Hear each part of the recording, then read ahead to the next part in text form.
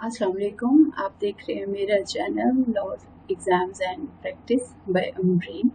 आजकल हम constitution of Pakistan पढ़ रहे हैं और हमारा आज का टॉपिक जो है वो है नेशनल असम्बली। आज हम बात करेंगे नेशनल असम्बली ऑफ पाकिस्तान के बारे में। सबसे पहले तो मैं आपको बता दूं कि किसी भी कंट्री के जो है वो 3 ऑर्गन्स होते हैं, एग्जेक्टिव, लेजिस्लेचर एंड जुडिशरी। अब लेजिस्लेचर जो है, लेजिस्लेचर का टास्क होता है उस मुल्क के लिए जितनी भी कानून साजी की ज़रूरत है वो उस पर लेजिस्लेशन करता है। अब कुछ कंट्रीज ऐसे हैं जिनके अंदर यूनिकैमरल लेजिस्लेचर होता है, मतलब कि एक हाउस होता है जो कि लेजिस्लेशन करता है, और कुछ कंट्रीज लाइक पाकिस्तान ऐसे हैं जहां पर के 2 हाउसेस मौजूद हैं जिसे हम बाई कैमरल लेजिस्लेचर कहते हैं। तो पाकिस्तान में बाई कैमरल लेजिस्लेटिव सिस्टम है। 2 असम्बलीज या 2 हाउसेस हैं जो कि एक ही वक्त में कानून साजी करते हैं कोऑर्डिनेशन के साथ। और पाकिस्तान का, जैसे कि आपको पता है कि पाकिस्तान फेडरल स्टेट है, तो पाकिस्तान के फेडरेटिंग यूनिट्स हैं जो कि प्रोविंसेस हैं, हमारे ऑटोनमस हैं प्रोविंसेस काफ़ी ज़्यादा मामलात में कानून साजी के लिए। तो प्रोविंशियल लेवल पर जो है वो यूनिकैमरल लेजिस्लेचर है, यानी सूबाई असम्बली एक है, लेकिन फेडरल लेवल पर जो है वो हमारे पास 2 हाउसेस हैं लेजिस्लेशन के लिए, नेशनल असम्बली है और सेनेट है।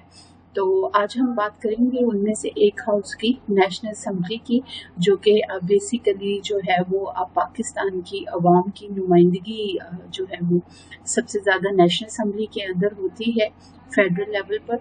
तो उसकी बात करेंगे।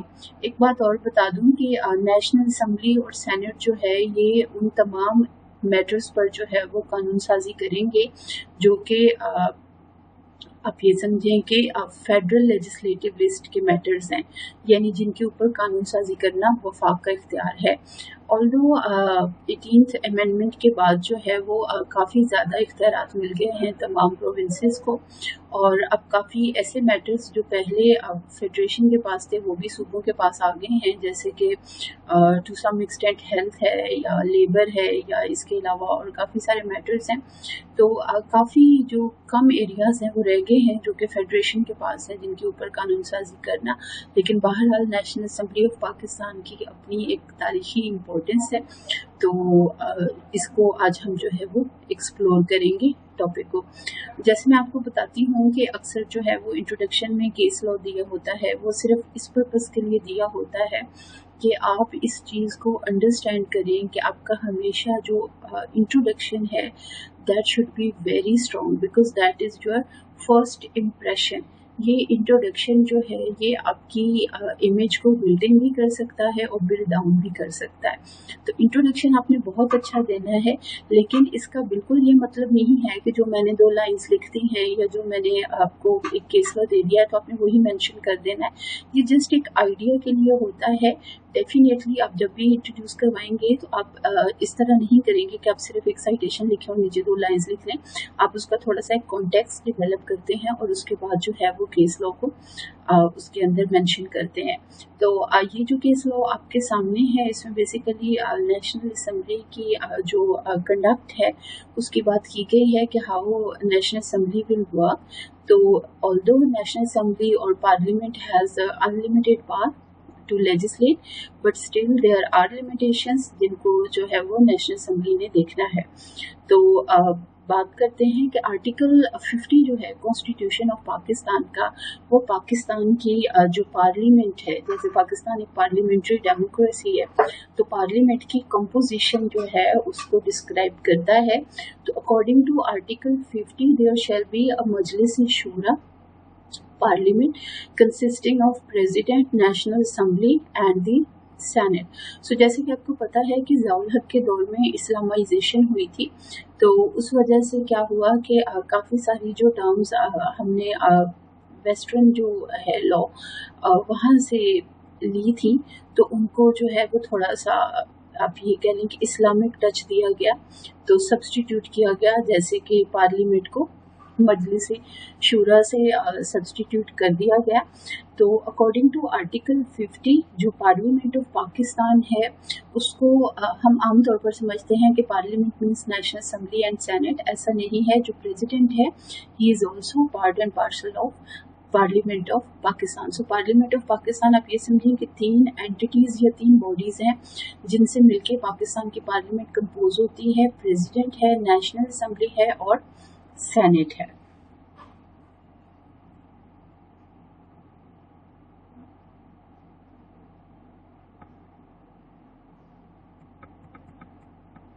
अब हम डायरेक्ट आते हैं कंपोजिशन ऑफ नेशनल असेंबली की तरफ। तो जैसे कि आपको पता है कि पाकिस्तान के जितने भी एरियाज हैं उन तमाम को रिप्रेजेंटेशन दी जाती है नेशनल असेंबली के अंदर। तो बलूचिस्तान की आपके नज़र आ रही हैं, तो ये मैंने कॉलम्स के अंदर उनका नंबर ऑफ सीट्स लिखा है, जनरल सीट्स जो हैं और जो वुमेन कोटा की सीट्स हैं। और नीचे अगर आप देखें यहाँ पर अगर आप देखें तो टोटल 10 सीट्स हैं रिजर्व फॉर माइनॉरिटीज़, यानी कि नेशनल असेंबली के टोटल 342 जो MNAs हैं उनमें से 10 MNAs लाजमी तौर पर जो अक़लियतें हैं उनकी नुमाइंदगी करेंगे और वो अक़लियती बरादरी से ताल्लुक़ रखेंगे। उसमें क्रिश्चियनिटी है, हिंदू है और डिफरेंट जितनी भी पाकिस्तान के अंदर अक़लियतें मौजूद हैं तो उनकी बरादरी से ताल्लुक़ रखेंगे। तो ये 10 सीट्स जो हैं ये 342 में से 10 सीट्स जो है ये लाजमी दी जाएंगी अक़लियती बरादरी को। और उसके अलावा जो है वो ख़वातीन का अलहदा से कोटा है और जो जनरल सीट्स हैं उस पर इलेक्शन कोई भी लड़ सकता है। अब जनरल सीट्स पे ज़रूरी नहीं है कि सारे सिर्फ मेल और मुस्लिम्स ही इलेक्शन कंटेस्ट करेंगे। जनरल सीट्स पर फीमेल्स भी इलेक्शन कंटेस्ट कर सकती हैं और जनरल सीट्स पर नॉन मुस्लिम्स भी इलेक्शन कंटेस्ट कर सकते हैं। बेसिकली होता क्या है कि जनरल सीट्स पर कोई भी पॉलिटिकल पार्टी उन कैंडिडेट्स को जो है वो टिकट देती है जिन कैंडिडेट्स के अंदर इलेक्टिबिलिटी होती है। इलेक्टिबिलिटी क्या होती है? That is basically power to be elected. Like वो लोग जो कि वोट ले सकते हैं अपने एरिया से, तो उनको सिलेक्ट किया जाता है जनरल सीट्स के ऊपर। जो वुमेन की सीट्स हैं ये नॉमिनेशन बेस्ड सीट्स हैं, तो इनके ऊपर इलेक्शन नहीं होता है बल्कि पार्टी आप समझें कि सिलेक्शन करती है। पॉलिटिकल पार्टी प्रोपोर्शन के हिसाब से सिलेक्शन करती है। और जो माइनॉरिटीज़ की सीट्स हैं उन पर भी इलेक्शन नहीं होता, सिलेक्शन होती है। लेकिन अगेन मैं क्लियर कर दूं कि जो जनरल सीट्स हैं उन पर कोई भी इलेक्शन कंटेस्ट कर सकता है, हर वो शख्स जिसको लगता है कि वो वोट ले सकता है।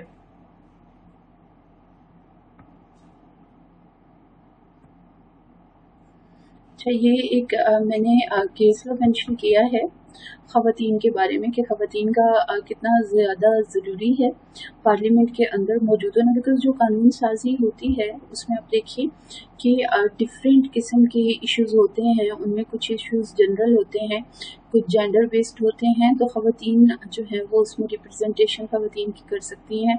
इसी तरह कुछ इशू रिलीजियस बेस्ड या बिलीफ बेस्ड हो सकते हैं, तो उस पर जो माइनॉरिटीज़ के रिप्रेजेंटेटिव्स हैं वो कर सकते हैं। और वैसे भी एक मतलब it gives you a confidence level कि आपकी एक स्पेसिफिक जो है वो रिप्रेजेंटेशन बैठी हुई है जो सेंट्रल असेंबली है उसके अंदर।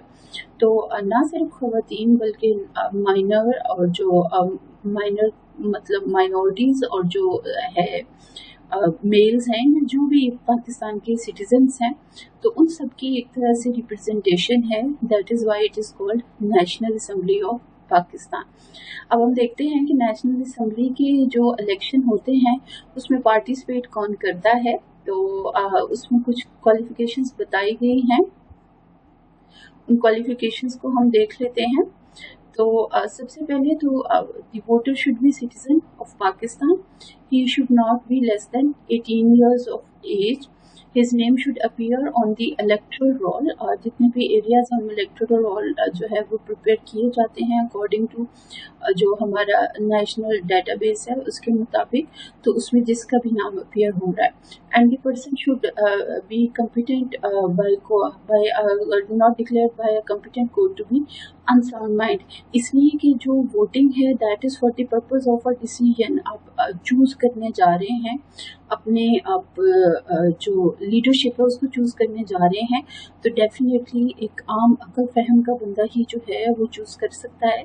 एक ऐसा शख्स जो फॉर सम रीजन जो है वो अनसाउंड माइंड है या उसका दिमागी तवाज़ुन ठीक नहीं है, तो डेफिनेटली वो इस इख्तियार का इस्तेमाल जो है वो नहीं कर सकता।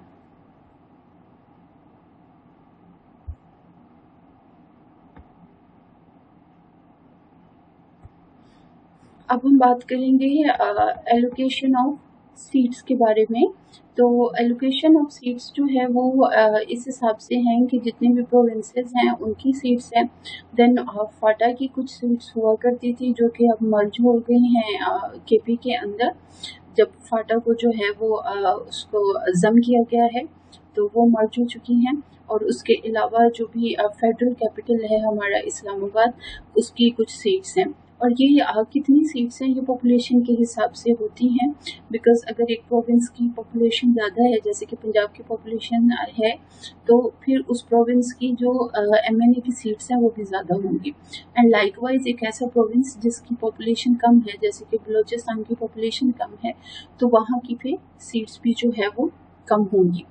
अच्छा, ये जो इलेक्शन है ये बेसिकली कॉन्स्टिट्यूंसी बेस्ड होता है, जिसको हम हल्का कहते हैं कि ये कॉन्स्टिट्यूंसी के हिसाब से होता है। तो कुछ खास एरियाज की एक कॉन्स्टिट्यूंसी बनाई जाती है। आप ये समझिए कि एक टेरिटरी है, उसको डिवीजन आप कर देते हैं और उसको हम एक कॉन्स्टिट्यूंसी बना देते हैं, और फिर उस कॉन्स्टिट्यूंसी को जो है वो सीट एलोकेट हो जाती है, और फिर किसी शख्स को जो है वो वहाँ से इलेक्शन के लिए कंटेस्ट किया जा सकता है। So it's a single member constituency, that means के from every constituency there is single seat of MNA। और जो उस कॉन्स्टिट्यूंसी पे सीट है उस पे इलेक्शन जो है वो डायरेक्ट होगा। दैट मीन्स कि उस कॉन्स्टिट्यूंसी के जो रेजिडेंट्स हैं इलेक्टोरल रोल में, जिनके एड्रेसेस उसके मुताबिक हैं, वो तमाम उसमें वोट करेंगे, और ये फ्री होगा, फेयर होगा, ट्रांसपेरेंट होगा। उसके बाद each province shell be a single constituency for all seats reserve for women. लेकिन जो खवातीन हैं उनके लिए कोई किसी किस्म की टेरिटोरियल कॉन्स्टिट्यूंसी जो है वो नहीं बनाई जाएगी, बल्कि पूरी प्रोविंस में से किसी भी एरिया से खवातीन की जो है वो नुमाइंदगी ली जा सकती है। बेसिकली इसमें क्या होता है कि जितनी भी पॉलिटिकल पार्टीज हैं जो इलेक्शन में पार्टिसिपेट कर रही होती हैं, वो अपनी एक एक लिस्ट प्रिपेयर करती हैं, और उस लिस्ट में वो सीरियल नंबर वाइज जितनी भी खवातीन को वो रिकमेंड कर रहे हैं, नॉमिनेट कर रहे हैं फॉर दी स्पेसिफिक सीट्स, उनके नाम लिखते हैं। उसके बाद इलेक्शन हुआ, इलेक्शन के रिजल्ट्स आने के बाद एक प्रोपोर्शन डिसाइड किया जाता है। फॉर एग्जांपल, एक जमात ऐसी है जिसने प्रोविंस में जो है वो एक प्रोविंस की जो सीट्स थी नेशनल असम्बली की, उसमें से 50% सीट्स को विन कर लिया, तो उस प्रोविंस के अंदर खवातीन की सपोज 10 सीट्स हैं टोटल रिजर्व, ठीक है। तो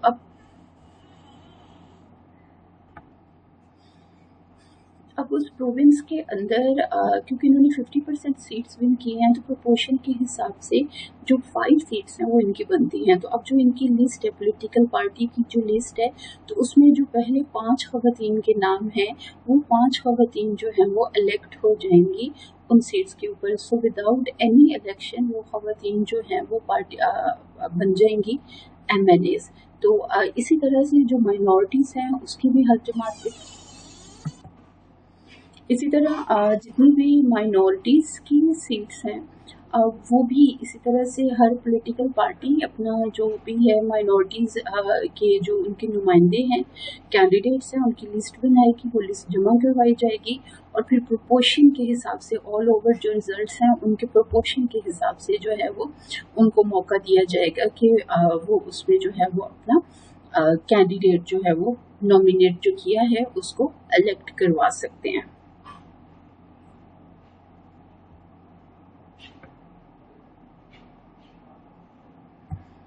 नेशनल असम्बली का जो टेन्योर है वो आर्टिकल 52 में बताया गया है, दैट इज़ 5 ईयर्स। तो 5 साल का टेन्योर है, 5 साल के लिए MNAs इलेक्ट होते हैं, और जो स्पीकर और डिप्टी स्पीकर है they are elected from national assembly after taking vote जो है वो स्पीकर और डिप्टी स्पीकर जो है वो उसको इलेक्ट किया जाता है। तो जो स्पीकर और डिप्टी स्पीकर्स हैं, they both are members of national assembly. They are basically elected for the purpose of presiding the business of national assembly. जितने भी डिसिप्लिन मेंटेन करना है असेंबली के अंदर ड्यूरिंग लेजिस्लेटिव प्रोसेस, तो वो स्पीकर और डिप्टी स्पीकर की जो है वो फंक्शंस हैं। नेशनल असेंबली का जो इजलास है उसको प्रेसिडेंट ऑफ पाकिस्तान के पास प्रेरोगेटिव है कि वो किसी भी टाइम जो है वो कॉल कर सकता है, और ना सिर्फ नेशनल असेंबली बल्कि दोनों जो हाउसेस हैं, सेनेट और नेशनल असेंबली, उनका जॉइंट सेशन भी प्रेसिडेंट ऑफ पाकिस्तान जो है वो कर सकता है। अच्छा, नेशनल असेंबली जो है ये 365 डेज ऑफ ईयर काम नहीं करती है। उसका एक रीज़न है कि जितनी भी MNAs हैं वो डिफरेंट कॉन्स्टिट्यूंसीज से, जो उनकी लोकल कॉन्स्टिट्यूंसीज हैं, उनसे इलेक्ट होकर इस्लामाबाद आते हैं। लाइक एक MNA जो है वो सिंध के एक रूरल एरिया की कॉन्स्टिट्यूंसी सेलेक्ट हुआ है। तो अब अगर हम उसको 365 डेज कहेंगे कि आप इस्लामाबाद में ही बैठे हैं और पार्लियामेंट के अंदर 5 साल काम करें, तो उसकी कॉन्स्टिट्यूंसी वाले तो शायद उसको भूल ही जाएंगे कि हमने अपना नुमाइंदा किसको मुकर्रर किया है। तो रिप्रेजेंटेटिव के लिए बहुत ज़रूरी है कि वो कोऑर्डिनेशन डेवलप करे between Islamabad parliament house and his local जो भी कॉन्स्टिट्यूंसी है। तो इसलिए उन्हें इंटरेक्शन का मौका देना बहुत ज़रूरी है कि वो अपने इलाकों में जाएं, वहाँ वो लोग जिन्होंने उन्हें वोट किया है उनके जो भी मसाइल हैं उनको सुने, उनको रिजॉल्व करने के लिए जो भी काम हो सकता है वो करें। तो इस पर्पस के लिए जो नेशनल असेंबली है वो 365 डेज जो है वो काम नहीं करती है, बल्कि उसके सेशंस होते हैं। लेकिन सेशंस की कुछ रिक्वायरमेंट्स हैं जो मैं आपको बताने जा रही हूँ। तो at least there should be 3 sessions of national assembly every years, not more than 120 days shall intervene between the last sitting. So 120 days are almost 4 months. So 4 महीने से ज़्यादा जो है वो गैप नहीं आ सकता नेशनल असेंबली के सेशंस के अंदर। सो आप ये समझ लें कि 3 सेशंस होने हैं, तो वी कैन से कि आफ्टर एवरी 3 months जो है वो नेशनल असेंबली का सेशन हो सकता है। National assembly shall meet for not less than 130 working days in each year. और ये जो 3 सेशंस है नेशनल असेंबली के, इनका टेन्योर या इनका जो टाइम स्पैन है वो कम अज कम जो है वो 130 जो वर्किंग डेज है वो होना चाहिए। तो बाकी जितने भी 365 दिनों में से कम अज कम 130 दिन जो है वो नेशनल असेंबली इन सेशन रहती है। बाकी डेज जो है वो MNAs को मौका मिलता है कि वो अपने अपने कॉन्स्टिट्यूंसीज में जो है वो पब्लिक से इंटरेक्ट कर सकें। और इसके अलावा नेशनल असेंबली का सेशन किसी भी वक्त किसी भी खास मकसद के लिए बुलाया जा सकता है। तो उसके लिए 1/4 of the total membership of the national assembly अगर इन राइटिंग रिक्वेजिशन देती है तो स्पीकर समन कर सकता है नेशनल असेंबली का इजलास, और अदरवाइज प्रेसिडेंट के पास तो पावर है ही है कि वो जब चाहे नेशनल असेंबली का या पार्लियामेंट का सेशन जो है वो बुला सकते हैं। असेंबली में वोटिंग और कोरम जो है, तो voting in the national assembly shall be taken by the majority of the members present. जितने भी मेंबर्स प्रेजेंट हैं तो उनकी मेजॉरिटी जो है वो वोट कर सकती है। और जो प्रिजाइडिंग पर्सन है like the speaker, he will not vote unless there is a tie. तो टू ब्रेक द टाई जो है वो वोट कर सकता है।